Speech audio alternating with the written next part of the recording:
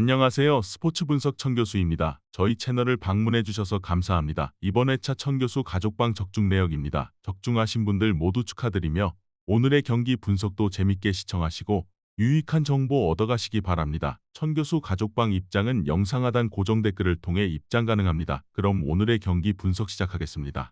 7월 21일, 22일 해외 축구 4경기 분석 시작하겠습니다. 첫 번째로 스트램스고드 대 트롬세 경기 알아보겠습니다. 먼저 스트램스고드는 전체적으로 공격력에서의 효율이 나오고 있지 않다. 특히 홈에서 자신들이 주도하는 상황에서의 효율이 더 떨어지는 편으로 홈에서의 평균 슈팅 전환율은 9%에 그치고 있는 상황이다. 그나마 수비적인 조직력이 3백을 구축하면서 일정하게 유지되는 것으로 버티는 것이 가능하다는 것은 나름대로 긍정적이다. 물론 상위 전력들이 마구 몰아치는 공격에는 취약한 편이지만 트롬세가 이런 역량을 가진 팀은 아니다. 이어서 트롬세는 원정에서 매우 신중하다. 중앙에서의 블록을 세우고 윙백들도 상당히 전진을 자제하면서 버티는 것으로 일관하는 편이다. 물론 이 때문에 트롬세의 공격 구성이나 패턴은 매우 단순하게 이루어지는 편이다. 원정에서는 경기 당 0.5골에 그치는 등 좀처럼 화력에서의 두각을 홈에서의 기량만큼 보여주지 못하고 있다. 물론 홈과 비교하면 정확히 절반으로 줄어드는 수비력은 제법 괜찮다. 트롬세가 원정에서 신중한 모습을 보여주면서 잠그게 될 가능성이 높은데 지공 성향에서 스트램스고드가 보여주는 효율이 매우 낮은 편이다. 따라서 스트램스고드도 상당히 답답한 성향이 나올 것으로 보인다. 물론 트롬세의 원정 수비적인 강세에 비해서 공격 패턴 자체가 매우 단순한 편이기는 하다. 이번 경기 무승부를 추천합니다. 핸디 언어버 및 최종 조합은 고정 댓글 링크를 통해 가족방에서 확인해주세요. 두 번째로 함캄 대 프레드릭스타 경기 알아보겠습니다. 먼저 함캄은 대체적으로는 라인을 내리고 상당히 안정적으로 운영하는 실리적인 페이스에 가까운 편이다. 따라서 강호들을 상대로 오히려 보데글림트를 1대0으로 잡아내는 등 상대가 되는 모습을 보여주기도 했다. 다만 함캄의 플레이 스타일 자체가 앞으로 뻥 차주는 뻥축구팀에 가깝다는 점은 참고할 필요가 있긴 하고 프레데릭스타도 사실상 함캄과 비슷한 흐름으로 이어가는 경우가 다수다. 이어서 프레데릭스타도 리그 내 의적이라고 할 수 있다. 원정에서는 평균적으로 점유율을 38% 수준으로 낮추는 등 매우 소극적으로 운영을 하게 되는 경우가 매우 많다. 따라서 프레데릭스타가 오히려 하위권 팀을 상대 약한 편이다. 보데글림트전 패배를 제외하면 모든 패배가 9위 이하의 팀을 상대로 기록한 것이기도 했다. 대체적으로 두 팀이 라인을 내리고 플레이를 하는 하위권 운영을 한다. 특히 프레드릭스타드가 5위지만 가지고 있는 전술 자체가 단순해서 오히려 하위권 팀을 상대로 고전하는 것은 참고해볼 가치가 있다. 두 팀이 접전을 펼칠 것으로 보인다. 이번 경기 무승부를 추천합니다. 핸디 언어버 및 최종 조합은 고정 댓글 링크를 통해 가족방에서 확인해주세요.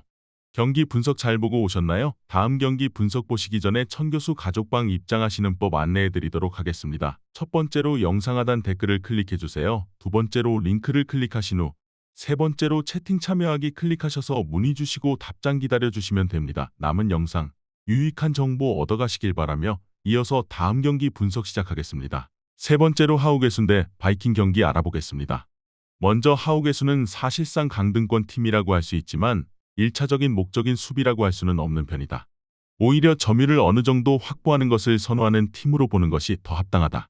물론 하우게순이 높은 점유율을 가져가는 상황에서도 공격에서의 효율이 높은 팀이라고 보는 것은 금물이다.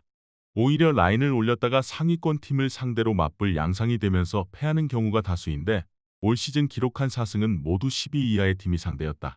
이어서 바이킹의 장점은 가장 유연하게 전술적인 변화를 줄 수 있다는 점이다. 특히 원정에서는 상대에게 공격권을 어느 정도 주는 것을 감수하는 편인데 그럼에도 불구하고 화력이나 전체적인 경기 결과에 영향이 크지 않다. 보데글림트에게 0대1로 진 것이 그나마 오게티다.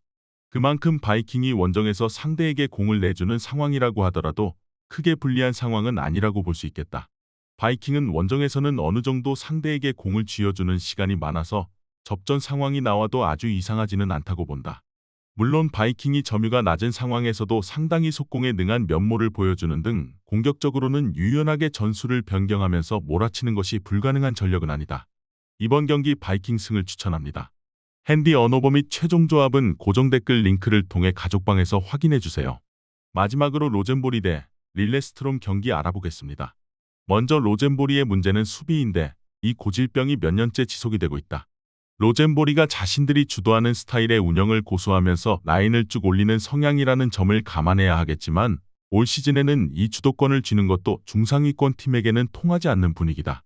올 시즌 기록한 승리도 모두 9위 이하 팀 상대였고 릴레르스트롬 상대로도 2연패로 부진하고 있는 것이 사실이다. 이어서 전체적으로는 릴레스트롬도 점유를 가져가는 것을 선호하는 편이다. 물론 브란이나 보데클림트 상대로는 잘 통하지 않았다고 보는 편이 낫기는 한데 그래도 원정에서는 다소 안정적으로 실점을 통제하면서 더욱 좋은 경기력을 보여준다는 것을 조명할 필요는 있다. 애초에 극단적으로 55% 이상의 점유를 가져가는 모습도 아니라서 배후 공간을 노리는 역습도 가능한 전력이기도 하다. 대체적으로 로젠보리의 수비진은 몇 년째 문제가 되고 있는 실정이다. 최근 릴레스트롬도 어느 정도 로젠보리와의 주도권 싸움에서 이기면서 우위를 가져가는 면모를 보이고 있기도 하고 있으며 릴레스트롬이 원정에서는 7경기 8골로 16골을 실점하고 있는 홈보다 더 안정적인 면모를 보이는 점도 주목해볼 수 있다. 이번 경기 릴레스트롬 승을 추천합니다. 핸디 언어버 및 최종 조합은 고정 댓글 링크를 통해 가족방에서 확인해주세요.